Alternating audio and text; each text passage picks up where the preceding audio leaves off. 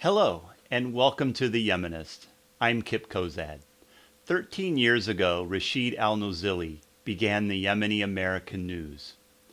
The newspaper has grown to be a staple of media in the Detroit area, home to the largest Yemeni-American population in the United States. I will post the link to the paper below, along with a couple articles that I've had the joy of writing along the years. Hear Rasheed's story of migration, notions of the American dream, and the rise of the Yemeni-American newspaper. Next on The Yemenist.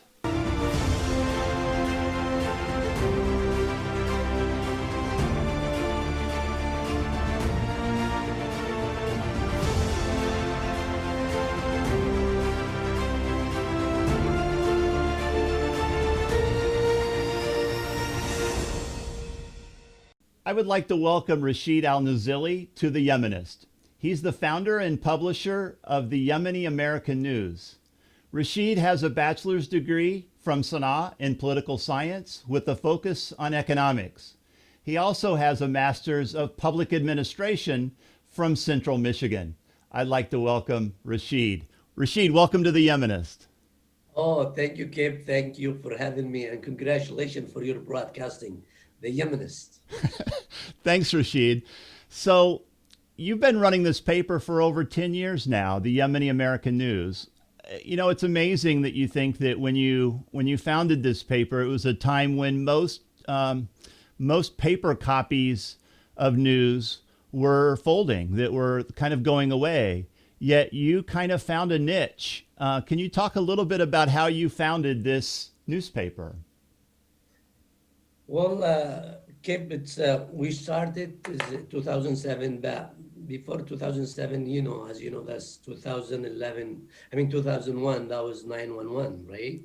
So that's make the Yemeni Americans community is like the guilty of that accident. So what we learned from American society, you got to be, positive. So I was thinking, after 2001, the Arab Americans as whole in Michigan, and they tried to accusing if there is a groups from Yemen, who did it, and then we have to stand up. And before I did the paper, I was writing a writer in the Arab and Yemeni local websites in Arabic. So as my background, so I want to write. And the first article was analyzing in politician was I sent it to the website, then a local website.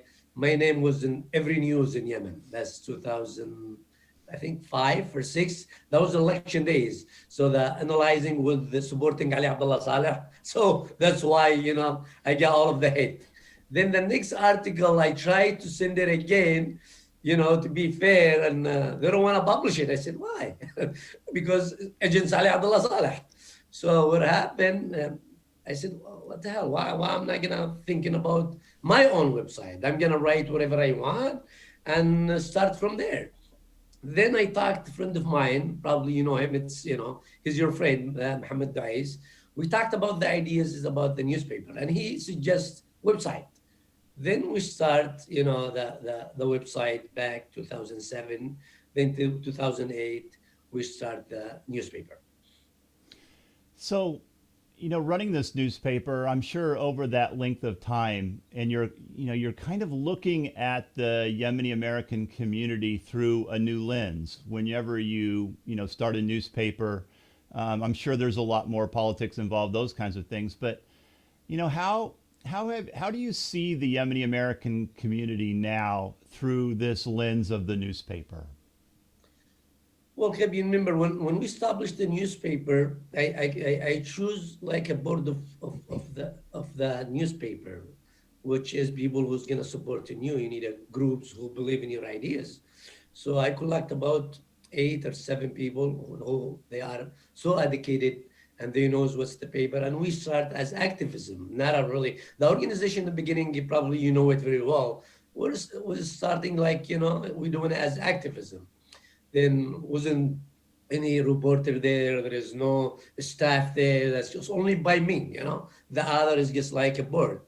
And then we grow one by one, and we change it from an activism organization to really, a newspaper. uh, the community is growing. So when the community is growing, then they need some voices. And I think the paper back then started with the community. The community growing, the paper is growing. The more the community is growing, the paper more becoming more famous and more respect organization and more effective. So basically is the community. The community is growing. So we are participants. It's like, when you have a store and the community in your neighborhood is the neighbor is so crowded and more people, so you got more business. I don't call it a business. I call it as an organization. And this is how is the community. So the more community is growing in education and in businesses and social and everything is in effect the newspaper. Great, and we'll talk a little bit more here coming up about the community because I want to hear a lot more about it. But I'd like to learn a little bit about you and let our audience know about you. So, in Yemen, you're from a town or a city called Ib. Can you tell our audience where Ib is and maybe a little bit about growing up in Ib? If, first of all, you know it better than I do. And you can explain about it more than I do. So, but Ib is in the middle of the Yemen. It's a beautiful city. I'm so lucky I'm from Ib and I'm from the city. Don't forget, my dad is from Ba'dan, from the city, from the village you live there. So, but to live in the city of Ib, you are so lucky because the environment there is in educationally in a sport environment. So to make you live like you are in a Switzerland, So it's the waters there is beautiful. The people, it's just the whole package is beautiful. So it's the dream to go back and live there. Right, and I'll share. No, I was just going to say I'll share a story with you that before we had our placement when we were in Yemen, I had the good fortune of driving through that general area, and to kind of win the hearts and minds of those people who were going to make the decision about where we were going to go. They asked us, we had a form, and they say, well, where would you like to go in Yemen? And I said, well, I would like to go someplace that's very green. And I knew that the greenest place in Yemen was the area in and around Ib. So that's kind of how I ended up in that particular place. And don't forget, Kipp, I've been asking you, I still keep asking you, what's the best state you want to live in? And you told me Oregon, right? Yes. And I said, why, Kipp? You said, because it's green. So Oregon and Ib probably in the same thing. It's 75 degree all of the year round. There is no heat. There is no air condition. There is no heat system. It's a beautiful, it's a mound around you, 3 mountains and hills around you, and you just look at the all the way around. Look at you, it's just your vision is more and more stronger. This is even when I'm here, always I'm looking for the house. It's like remember what I came from. It's it. Right, and a lot of people that may not be familiar with Yemen and the geography, whenever anybody thinks about Arabia, they immediately think about desert. But where you lived, an area where I lived, which were right next to each other, there's lots of rainfall. It's super green. There are these beautiful mountains that dot the landscape there. It really is kind of a heaven on earth. And I remember that my birthday happens to be in February. And, where I come from in Kansas City, it's very similar to Detroit in weather. So it was always too cold to do anything on my birthday. And I remember my birthday in Yemen, as I'm walking down to my school, I'm in a short sleeve shirt in the morning, right? And, that sums up Yemen, right? Right. So, it's just like, as I told you, I was dreaming to live in America, and now my dream to go back to it. That's true. So, as a young person growing up in Yemen, what was it like? What was school like in Yemen growing up? Who were your teachers? What was it like, kind of day to day growing up in Yemen? Well, as I told you, Kipp, I came from I was so lucky. I came from an education background, which is my dad. He went to Egypt and he studied there, and he came back and settled his life in Ib. By the way, he was the first Ba'dani on a house in Ib. That's just in the record, you know. So it's he's pushing us to have the best education, you know, better than what he had. And I grew up with the seven sibling. You know, we are eight in the house, and also I was lucky in the sport environment around me. There is no club around my house, so that's why we grew up. You know, I have about five sibling who we are make it to the to the Yemen team, to the top of professional level in Yemen.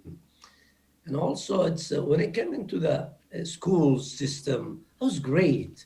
You know, when I went to the school, I remember by the 70s, and the teachers was Yemenis from the beginning, who graduate from the high schools.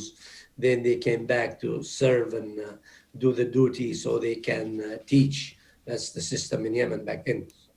Then we have an Egyptians, good teachers who teach me, I mean, whatever they try to have a bad thing about them, but I was lucky. I have my teachers from, elementary school to the university. That was, an Egyptians and Iraqi and what else? And Syrian so that's the school. Was fun, was there. It was all of my thinking was about, I don't know nothing. It's only I'm a sport guy, this is what I don't even care about education. I care about the sport. My mom and my dad was really heavy in me to get me an education, and I was really, I'm not that smart in the school. I was just, very good in the sport. Yeah, so why don't you talk a little bit about that? You weren't not only good, but you ended up on the national team, right? Right. So why don't you talk about playing soccer for Yemen? Who were some of your opponents growing up? Were they regional? Like, were they other cities within Yemen? Talk a little bit about that. But before I start, I used to play soccer big time when I was like 5. I know I have the ball from 5 because this is a soccer. If you don't have the ball when you are 5, it's not a football. You gotta be happy and think. You gotta have the soccer, touch the ball almost 1,000 a day. So I was having a soccer ball when I was 5. Even I have my pictures with the ball, and then everybody gets to want to make me happy, give me a ball. Just like when I see my kids right now, they have the ball, the same thing. So it's then when I became 10 years old, there is a club. It's like a 3-minute walking from my home. I enjoyed it in ping pong. So I was very good in ping pong. I started when I was 10. Then when I was 13, I make it to the the Yemeni team in ping pong.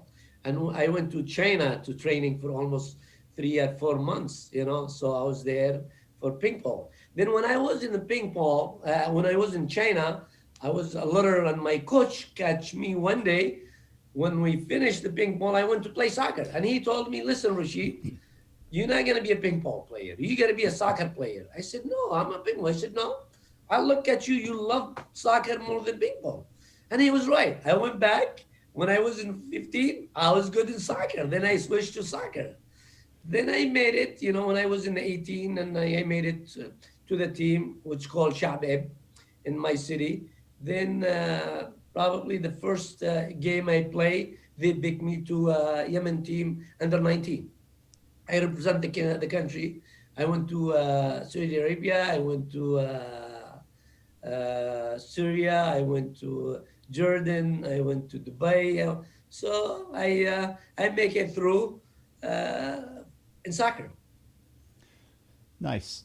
So, kind of bringing it back to Yemen a little bit. Growing up in Ib and interacting obviously with other Yemenis from other parts of the country, what do you think makes people from Ib different than, say, people from Sana'a, people from Aden? What is kind of the identity of the IBI? Well, that's the cities usually back then, I think the 70 to 80, they have the same cultures, which is they have more resource in education, more than village, which is, this is, I feel sorry about people, they live in the village. It's when you live in the city, you are more likely to have that resource. So, especially in Ib City, in Sana'a City, in Taiz City, I mean, the Mar City also, it's a, there is a competition about education. Every house got to have a engineering and a pharmacist and doctor and teacher. I remember back then my mom, she asked me when I was in high school, she said, if you're going to be a doctor, you study from now math and science, I'm going to give you more money. I said, no, I don't want more money. I don't like science and math. So there is a kind of support from the family more than village. Don't get me wrong. The village have a different path, which is the immigrant. They have a resource to immigrant to United States, to Europe. I have my cousin, my uncle. They went to London in 1940 and before 1940. So they have a different resource, a different path. People living in the city, they have a different, path, which is the education. So in Eb, we were so lucky. It's just like in the families, they're fighting. In every family, they are fighting. Okay, well, do you have a teacher? Do you have every parents ask each other, do you have a doctor? Do you have a pharmacy? So we grow up in this environment to make your parents and your family proud of you. And somehow, as long you are honest, respectful, and serve the community. Here you are living in Ib, and like you said, you had some relatives that went to the United States, and being familiar with kind of the history of mobility in Yemen, Ib, Badan, areas around that, going down to Aden. There was a long history, beginning in the 19th century of Yemenis going to the West, going to Britain, going to the United States. And obviously you knew some people, relatives, who were in the United States. But can you talk a little bit about your journey to the United States? How did that transpire? Kip, don't forget, when I left in Eb, when I finished my high school, I went to Sana'a to study in the university. So I left in Sana'a, it's about 10 years. So I was in Sana'a for 10 years. So the second home was Sana'a, because Sana'a is just like when you go to Sana'a, you becoming dreaming big. Sana'a have the embassies around you. They have the foreign people around you. You have a different culture. You have a best restaurant. You have the best places. So Sana'a is before that, I was lucky enough. So I went to China and other countries. So when I was young, so I was lucky to know a lot of places behind Yemen. I mean, so Sana'a is give you a listening, how you becoming a dreaming more. To look at people have the best car, the best houses. They dress differently, It's just like when you went to Europe and you see different people, I went German. I know how it is when I was young. Then I was working in Sana'a. Everything is good. Somebody offered me, that was a friend of mine offered me to go to United States to study English. And I was back then in a college. And he said, you good, you be more, and you have a lot of people from in the United States. Can you go there? I'm offering you something good for you. So I can do all of that. You go study there, and the only thing you're going to pay a little bit of money for, that was in 1989. I said, no, I'm happy here. Well, I'm going to go to the United States. He said, you can make it better. I said, I don't want to make it better. I'm here, I'm fine.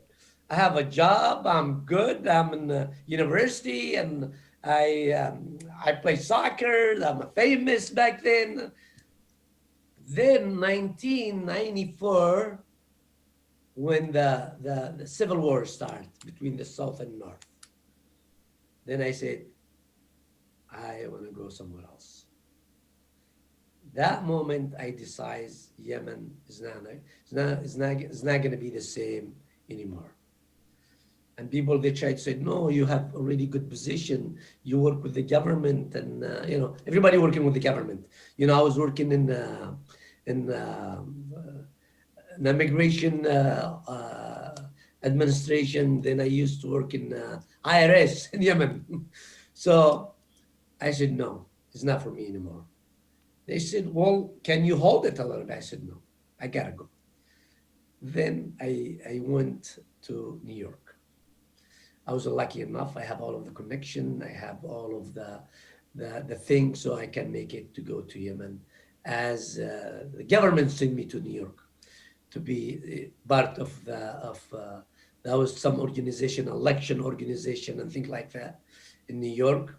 I was a Yemeni community, a Yemeni association, Yemeni-American Association to do election. So they need somebody from Yemen to came there. And back then that was Yemen and the United States. It's good relationship. I was there in New York. I don't like it. Then I went to Michigan to be an immigrant. And I start my life as an immigrant. So, moving to Detroit, Dearborn, did you know people there? Is that what drove you there? Yeah, I have a friend of mine, which is, he been calling me all the time when I was in Yemen, because one of my best friend had a visa to Yemen, and he was really close to me. And he always called me. He said, then one day he sent me, the Renaissance building in Detroit? That was, the GM building and the huge. And he said, he sent me a card. This is where I live. I said, what? Do you live in this building? He said, yes, behind it. And I look at the building, I said, man, this guy is not a famous like me. He never been in education like me. And he lived behind this building? Hell no. So when I went to New York, I called him, I said, where do you live at? He said, I'm Detroit, you gotta come. I said, why you lied to me? You live behind the building. So because when I saw him in New York, I know where he live. I found out how the community live, the way they're living. So he called me. I was in New York for almost 4 or 5 months. Then I left New York to Detroit, and he was there waiting for me in the airport. He picked me up. We went to a friend of my house, which is a very nice guy. Abdul Hamid offered me a good meal the first day, and he said, can you stay in my home? I said, no, I have a friend of mine. He has a house behind the building. So I went to his house. I went there. There is no bed, I look at his room. He only have one room. He lived upstairs. Back then with his wife, he was married an American lady, which is a good, she is a very good lady, and very, she treated me very well. And I went to the room. I don't have nothing in the room. It's just empty room. And I said, he was sick back then, that day. I said, okay, let's go there. And a friend of mine, he offered me some bed and, blanket. And so this is the first day that was in Hamtramck, by the way, not in Detroit. Yeah, I mean, you think about it, like you said, you had a good job in Yemen. Obviously you had everything around you that was familiar. And here you are in Detroit, starting all over again. And I'm sure in those early days you were thinking, did I make the right decision? Why don't you talk a little bit about your early life in Hamtramck, which is a section of Detroit. We'll talk about that in a minute. And kind of the difficulties of starting anew. The good thing, Kipp, always the school is in my mind. Even when New York, the first week I was looking for the schools. I want to learn English. I remember I went to schools first day. I don't know nothing. Then when I saw my friend, and I told him, did you go to school? He said, it's hard to make it. I said, I don't care. I got to make it. He said, good luck. How are you going to do it? I said, I'm going to go working in the morning or in the afternoon or night, and I'm start going to schools. And can you please find me any? This is the first day. The next day, I'm serious. It's just like it's um, my life is about time. I said no. He said, so what are you gonna? I said, this is what you're gonna do. Tomorrow you're gonna find me a job and schools.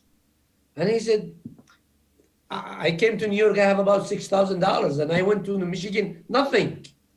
He said, how much? I said, I got five. I said, probably my bank was there $500. I said, okay, this is $500. How much rent do you want? He said, no, you will be my guest. I said, no, I'm gonna come, but give me a job, I'll do it. And he was sick that day, my friend. Anyway, I went. He said, okay, there is a job. That was in a gas station in Detroit. He said, I'm gonna send you there. A friend of mine, the third friend, he gave me a ride to this job. And I remember when I went to the gas station, he said, you have to learn for 10 days. I said, okay, I'm gonna learn. I went there. So they put me in the cooler, to fill up the cooler and Pepsi and all of that stuff. And put me in the cashier for a little bit and using me in the cooler. And after 10 days, he said, okay, can you run the station? I said, I try. So somebody came and told me, can I have my cigarette? I said, I don't know what he's talking about because, he said, can I have Marlboro light? I give him a Newport light. And he said, no, not this cigarette. And I'm looking at the owner and the guy. And they said, no, he smoked the Marlboro light is in the right. And I take it and I give it to him. And the owner, in this moment, he said, sorry. He's always an Arabic guy. He said, sorry, I don't have a chance for you. So you can leave the station. It made me so mad. I was crying back home to Hamtramck because I don't have a job. Who's going to support me in this time? Then the other friend, he called me, he said, I have a job for you. Then I went to Hamtramck. That was midnight shift. I was so happy because the only thing I learned back then, show me and how much. And thank you, have a nice day. And I was in a little bit bugs. Was a bad area in Detroit. It was close to Hamtramck. Then I start making it. Then in the morning I go to school, and in the night I work in the gas station. Right. So with so many people who come from the United States, Yemenis included, language is always the biggest obstacle, right? And I have one story about the language, Kipp. The third, probably the second month, the guy is working in the night. Probably I told you that story before. The guy, he said, I don't want to work in the night because I want to pray and think. I said, I can make it in the afternoon. Just give me a break because I want to learn the language more so I can handle the business and run it very well. He said, no, you good. And he pushed me to afternoon shift. And he switched, getting back to his shift in the night. Then the probably the second day, somebody got hit and killed out of the gas station. And I was, kind of busy with the customer, and at the same times, I know there is something over there. And the lady came to me, she says, somebody is bleeding outside, it's almost die. I said, he's dying. I said, okay, what I have to do? She said, call 911. I said, I don't know how am I gonna call 911. I opened the door, can you go inside and help me out and call 911? And I opened the door for her, and she called 911, and the cops came. Then I see huge, there is a different cop, not a normal, because somebody's dying. So the other police came, and that was big investigation. And I said, please, let me call my interpreter. So I have a friend of mine, he can interpret all of the word I say. I called my friend, I said, you gotta come here. So it should be a government job, not my job. Back then I know, when the system is different. But I make it automatically because I wanna do the right thing. So what happened, The guys came, with translation, every word I said.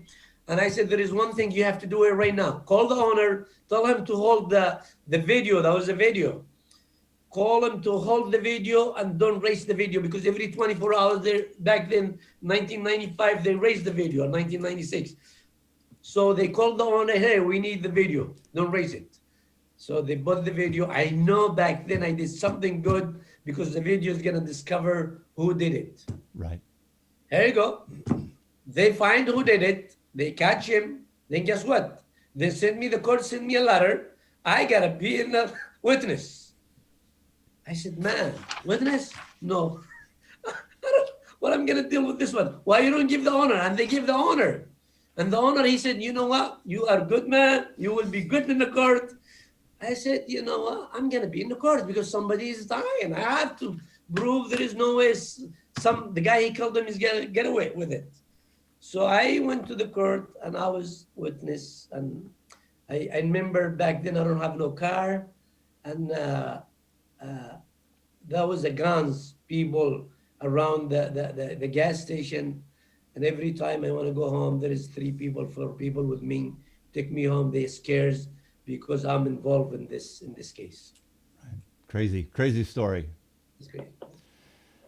So, you mentioned Hamtramck, and, obviously you become so familiar with the community. And so, I think it would be interesting for the viewers for you to kind of take them on a tour a little bit of Yemeni-American Detroit, Hamtramck. Can you talk a little bit spatially, like where are the Yemeni Americans living, and maybe how they ended up in that part of the city?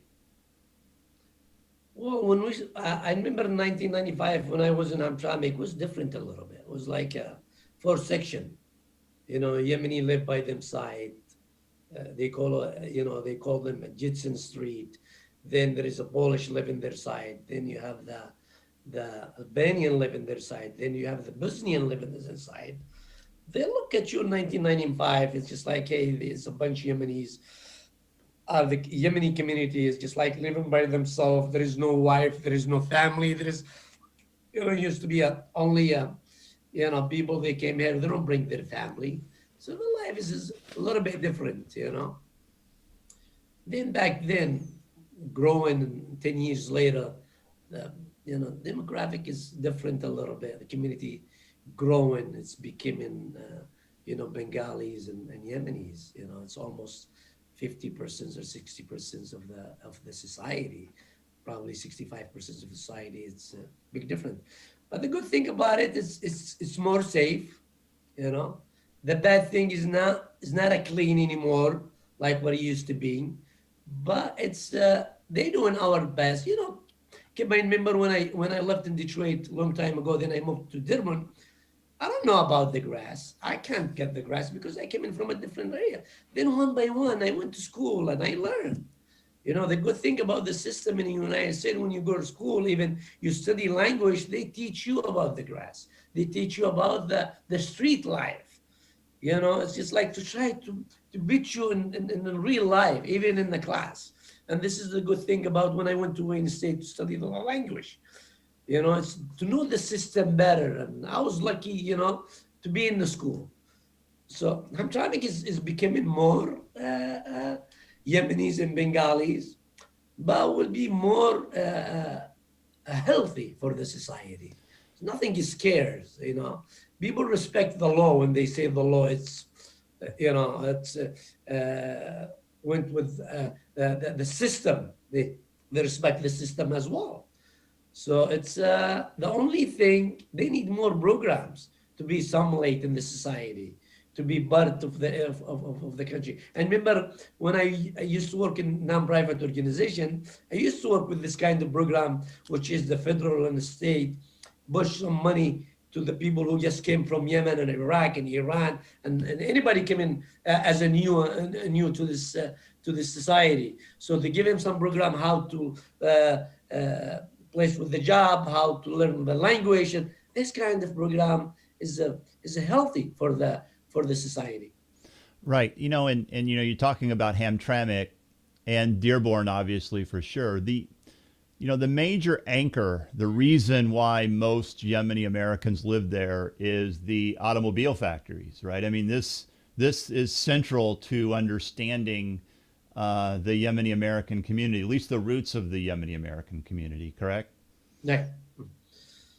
So, Yeah, this is I think I don't think so that the Yemenis start in Hamtramck. They start in Durban first. Probably that's the big factory. I'm not I came from a different angel. Don't get me wrong. But they lived there in I think South End for a little bit, and probably somebody who export in this area can talk more. But it's Hamtramck was part because that was a Chrysler and GM as well. Part of Hamtramck. I think the people that live in Hamtramck, they used to work in Chrysler. After Ford assembly line, there is some comparative coming with the new ideas. By the 60, it was GM, and by the 50, GM and Chrysler. So the most people that lived there, they was working in Chrysler because they had more plants there. So yeah, I agree. That was a manufacturing. The one reason, the main reason for Yemenis to live in Michigan. right, and you saw kind of to some degree a changeover, at least in the last few decades, of Yemenis, the Yemenis that are coming from Yemen, many of them not working in the auto factories, but starting shops, right, and becoming entrepreneurs. Well, even back then, when people went to school, anybody graduate from school, it's not, they're switching from, it's like any society, it's like any ethnic group. They switch and move on from assembly line to administrative. I have a friend of mine who, who was controlling the financials, and Chrysler. So it's about the resource. It's about the education. So when you went to school, you're gonna make it bigger. If your dad's gonna work 12 hours a day, you're not gonna work 12 hours. You gotta be smart enough to work 8 hours. This is so it's all about American dream. It's you work less, you make it more. So it's the first generation, which is not a first generation. I call them immigrant, that's me. I'm an immigrant.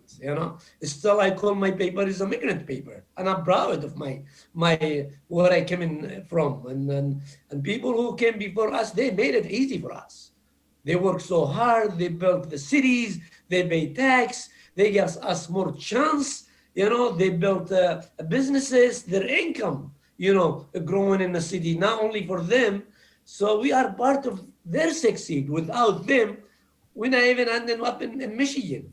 So we were lucky enough from them to give us some resource or to make it in a different roles. Yeah, and this is what happened.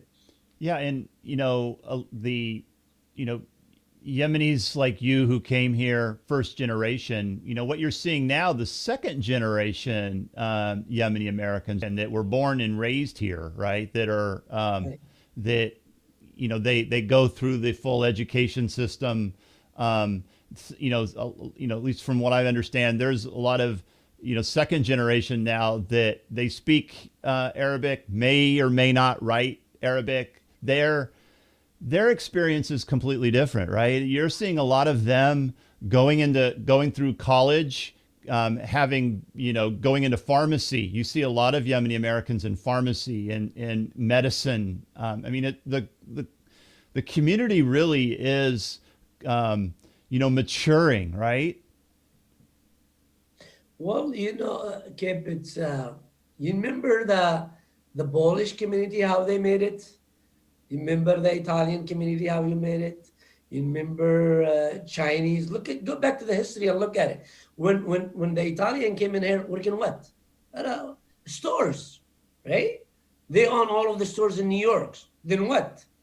The next generation, they move on. Now they are probably Italian and Polish, the most influenced community in the United States. Name it, in politician, in business, in instruction, and everywhere. If you look at it in Michigan, who's number one? Is a Polish community. They're running the state.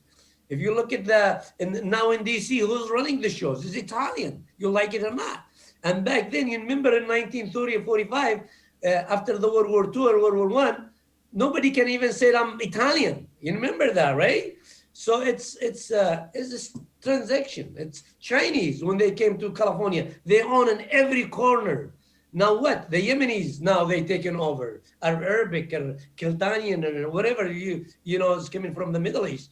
But it's gonna change. Me right now, me and my son, we have a different dialogue in my daughters. We talking about right now. Okay, I made it in the gas station. Then there's a newspaper. No, you gotta be in a different business. It's not a different business. They know it's about business. They know it's about this country is based in capitalism and individualism. If you're not gonna make it in business, you're not gonna make it anywhere else. So the business mentality right now in the Yemeni community, they know it. They get it because it's. I'm fighting with my son right now. If I have 13 employees, can you make it 500? That's my dream. Mm-hmm. It's not about only Kipp right now. It's not about it's only you make it, you make money. Everybody make money. Everybody have a nice car, but not everybody have 20 employees. Not everybody have a opportunity for others. And this is what's America all about. You create a chance for the others. And this is how I fight with my kids. You want to make it? How are you going to make it? Okay, I have a house. I have a car. I have a business. What are you going to add up in my life? And they look at me. I said, no, this is what I need from you. I want to make 50 employees. Can you make it 500 employees? This is how you're going to make a differences in America. And I remember me and you, we talking about a long time ago. Rasheed, are you American? I said, I'm not an American yet. When you said I'm an American, what's your contribution to society? I'm a Yemeni because I used to be a professional soccer. I served my community in a professional level. So when I said I'm an American, did you have 500 employees? Did you make it? This is the standards what I have it to my family, and I think this is not only in my family. I think the Arab American as well, especially after 9/11. We're gonna make it. People they don't like it. People they don't like us. We like it or not, Muhammad or Ali or Abdullah. Hey, if they don't like it, I don't care. But you're gonna make it. How you are Muhammad and Ali and Rasheed, you have a Jew and Christianity and a J and straight working with you. And this is the vision. We try to create it as ideology in the paper, in my life, to add up and to be part of this society. This is Muhammad, Rasheed. They came from Yemen, and they really have opened the windows for everybody, black and white, and this is the really the core of the positive we learn from United States. Interesting. And, I'd like to share something with you that I've been thinking about recently, especially with, the Yemeni Revolution Day that just happened it's kind of tangential in a lot of ways, but, you look at before the revolution in Yemen, there really were no schools, right, to speak of. And it really was the revolution that occurred in the 1960s. And the transformation after that, where you start seeing public education in Yemen and people in Yemen for the first time, children being able to go to school. And of course, I taught at one of these schools, one of these public schools that was a byproduct of the revolution.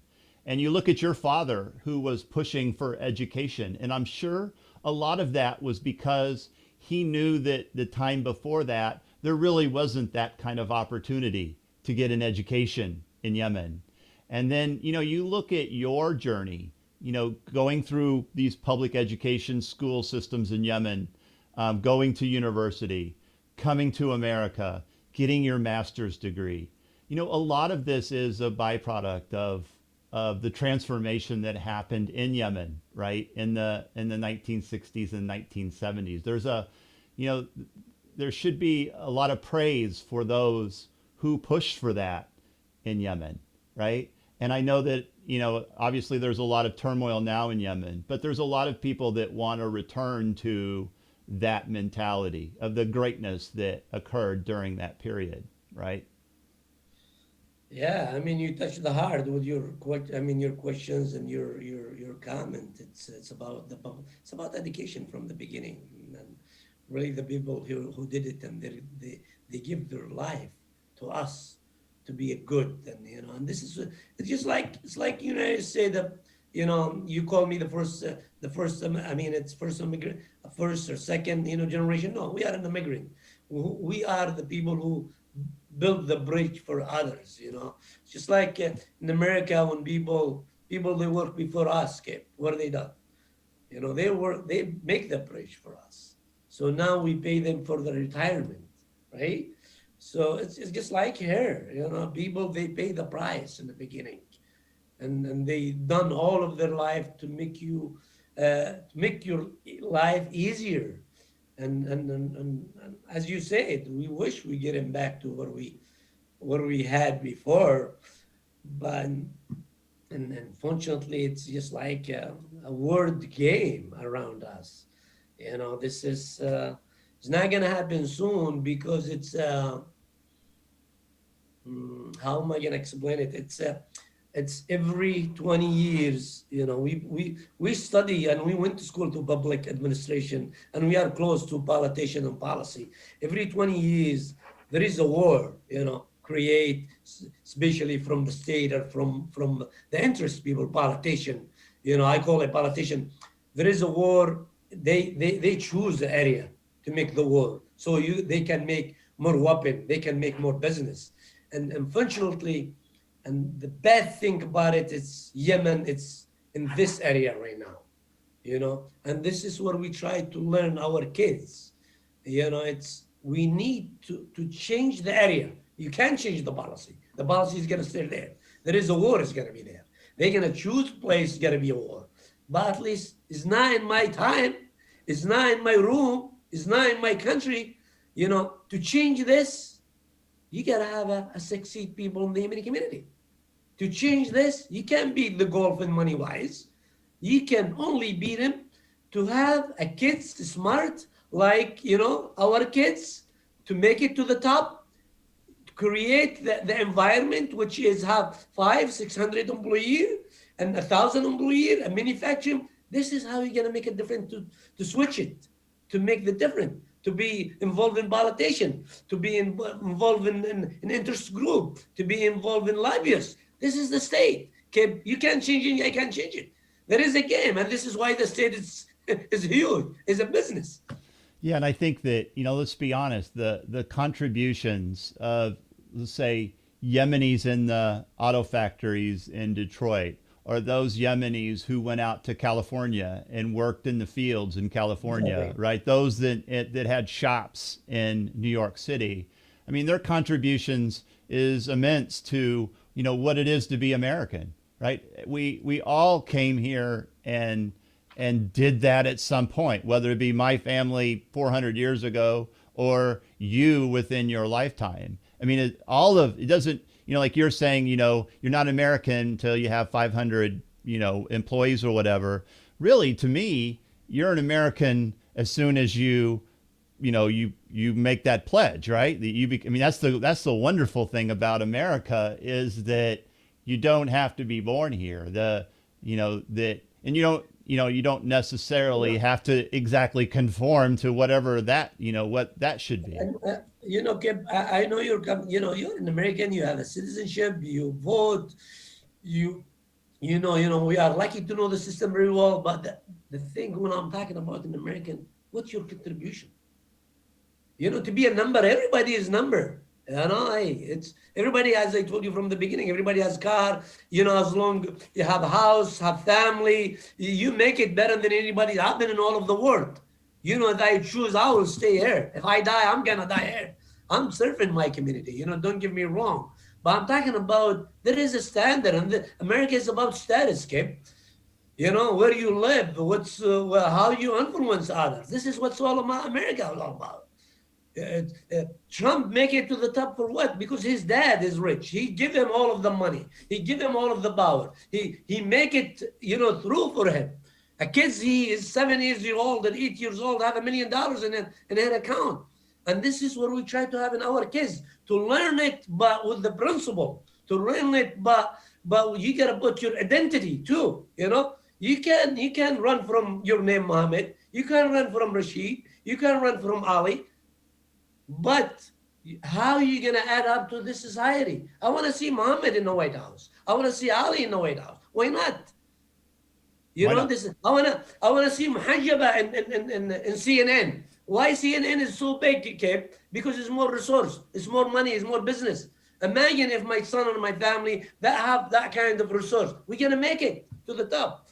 Why we get in front me and you, Kipp? You see a resource, you see a newspaper. Hey, I'm gonna reach Yemen. Imagine if Yemeni-American News have the resources like CNN. How are we gonna make it? But it's gonna be from the soul of the America. Right. The right Americans respect, honesty. Add something. People love to see Ali there. People love to see Muhammad there. But Muhammad who's loving everybody. Ali who's loving everybody. Not a Muhammad just only the Muslim guy. And this is how we try to make it different. When I said I'm not an American yet, it's your contribution. I'm telling my kids right now, you want to be really American? To me, I'm proud, even if my life gone. I'm not a selfish. I want to make it in my buried life. I want my kids to make it. They come into my grave later on to say, Dad, we make it. We make. If your son is not making it, let your son to make it. We don't want to go the same. What happened right now? The Gulf control all of the politicians in Yemen. We need our sons, our grand-grandson. Not in my time. It's okay, but you gotta give them the idea how to be powerful in the society with respect. That's the main thing. Awesome. So let's finish this up a little bit. Let's talk about a couple things. Obviously you're seeing a lot of Yemeni Americans that are not staying in Dearborn. They're going to different areas in the United States. We have a friend, Mohammed El Dais, who obviously kind of made that decision. Where are the Yemeni Americans going these days? The Yemeni Americans they are tough and they are good and they are challenging. Okay. Imagine you went to Ba'dan, right? You remember when you went to Ba'dan and you went there to teach. Imagine you go to the Ba'dan and open your own store. And this is what's all it's all about Yemenis. They went and opened stores in some suburbs in every state. They don't know nothing. Sometimes they don't know the language, but they know one thing: they are a hard worker. Are they gonna make it? 80% of the society they making it. They're making it, in a street way, in a good way. They fighter. You gotta give these guys as a big credit, okay? And everywhere they open, they don't care if they got shot, if they don't care if they got killed. They just only want to make it. They want to own some businesses. They want to run it. They learn it, the process from inside. Sometimes they don't even went to schools. Look at New York. In every corner, there is a Yemenis. I mean, and they keep switching from beer to wine to change it to clean, it's, so they are everywhere. Imagine in every state. Every state you will see a Yemeni guy, which is, we built it. The war in some kind helped us in Yemen to be a huge, I remember in 2 years I was in one of the story of the Association Press, and I said, we will be huge. I mean, we're growing slowly, but we will be huge in the future. So I'm talking about 20 years plan, not right now. I always tell my kids and I tell myself that you gotta have a 20 years plan. It's not right now, but you gotta work in this plan every day. So I think in 20 years, you will see, hopefully, Abdul and Ali and Qasim in the White House. We hope. That would be awesome. Okay, Rasheed. So, we're at the end of the program, but the one thing that I think will be fun is the story about how we met. And I'll preface it and you can finish the story. So I was working on my master's and I decided to write on Yemeni mobility, but living in Kansas City, there was no Yemeni-American community there. And so I searched the internet and I found this small Yemeni-American newspaper that wasn't very old at all at that time. And I typed up this letter to this person that I had no idea who it was, this guy named Rasheed Alnozili. And I wrote this long email about where I lived in Yemen, what my plan was. And the next day I get a call. I mean, the very next day after I send this email, I get a call from Rasheed. You want to pick it up there, Rasheed? Yeah, Kipp, wasn't surprised for me because I learned you get a response to the call. Anybody send you an email or any call, you have to respond. So back then, probably we only the resource for the Yemeni community. I'm glad now there is a many resource, but usually the first is the best. So, and this is where we are as the first, especially in the English language. When you send me an email, I called you. I write it, and I think no, I see your email. I remember I called Muhammad al-Duais before I respond. I said, Muhammad, there is a guy. His name is Kipp. He said, yeah, it's Kipp. It's he was a teacher in Baghdad. Then I called you. Because usually you gotta do as a paper when somebody sends you something, you gotta do your own resource. You don't have to respond right away to make sure how you're gonna talk to him, what's the way you're gonna talk to him. And I remember I told you, no, you told me this and this and that. I remember that. No, before 100 days, I said, can you write me something about Yemen, right? This is what happened. Then he sent me something about Yemen. I said, oh man, he knows Yemen more than I do. Then I called Muhammad al-Duais. Muhammad says, yes, this is Kipp and this and this and this. Then we start have a very good relationship, and you start contribution to our paper and our organization. And you only one who knows what's the papers mean and what's that kind of job we doing it's mean to the public. Nobody choose this path. I choose it. I can end up in the store and own my own business and sell a different thing. But I choose it because I know the community back then, they need it. I know we can move one by one. And I think with your help, then we start, the ideas came for the Yemeni Voice in America, which is take the newspaper and the map, and everybody start talking about Yemeni-American news. And I think with the documentary movie, remember, we did a good job back then with your help and contribution. And I learned from that, Kipp, you and the others, Stephen and the other groups we have, it's not about you anymore. It's really about the team who's carrying your organization. Wherever you are smart is not gonna help. Wherever your resource or money is not gonna help. If you don't have the right people, the smart people, the believer people in your ideas, this is the one who's gonna make the paper and the organization a huge. And I remember how you used to contribute in our paper, and you still, pushing for the paper when you see something wrong, when you see something right. And to me, this is a gift, to own somebody like you, somebody like Stephen and Brian and Simon, and people who's not a Yemenis, but believing in the Yemeni cause. And this is the example we try to do right now. If somebody want to run the paper after us, or to be like us, to be better and to be a big standards, it's a lot of work. It's need more resource, but I think we are in the right path, and the good thing I'm still doing it.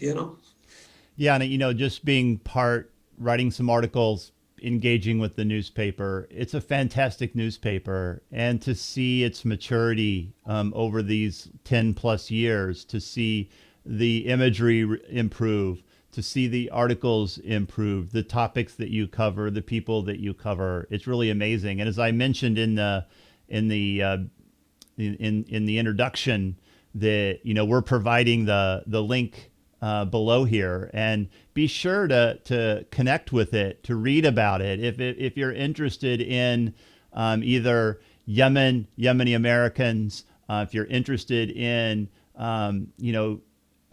different communities in this great nation, it's such a great resource, Rasheed. And I don't say that simply because I'm that I've written for it and I've been part of it, but I say it from my heart. It's just an amazing. I mean, you and your crew have done such an amazing job with it.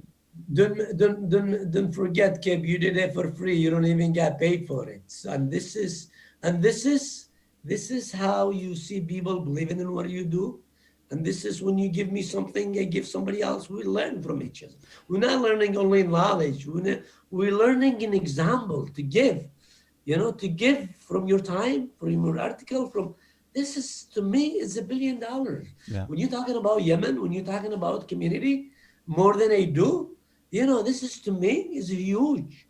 And to have an ally like you, it's a huge, okay? But in all fairness, Rasheed, that I don't work for free. I work for Yemeni Fool. So whenever I come to Dearborn, you make sure that I get a good plate of fool, salta, the whole thing. Oh, yeah. Anytime, Kipp, you and your family, anytime. Rasheed, thank you so much for being on The Yemenist. It's such a pleasure, and we'll talk to you soon. Thank you for having me, and good luck with the new and sexy show, Yemenist.